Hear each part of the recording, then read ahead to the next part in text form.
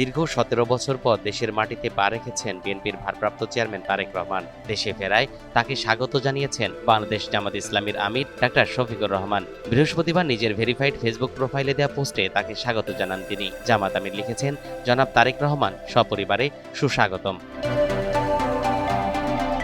এর আগে বৃহস্পতিবার ২৫ ডিসেম্বর বেলা ১১টা ৪০ তাকে বহনকারী বিমান বাংলাদেশ এয়ারলাইন্সের BG-202 ফ্লাইটটি ঢাকার হযরত শাহজালাল আন্তর্জাতিক বিমানবন্দরে অবতরণ করে।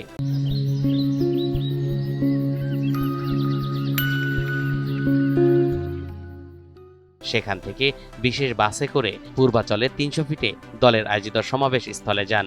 সেখানে তার জন্য অপেক্ষারত লাখ লাখ নেতাকর্মীর উদ্দেশ্যে ভাষণ দেন। এরপর সেখান থেকে বসুন্ধরার এভারকেয়ার হাসপাতালে চিকিৎসাধীন বিএনপির চেয়ারপারসন বেগম খালেদা জিয়াকে দেখে গুলশানের ১৯৬ নম্বর বাড়িতে যান তারেক রহমান।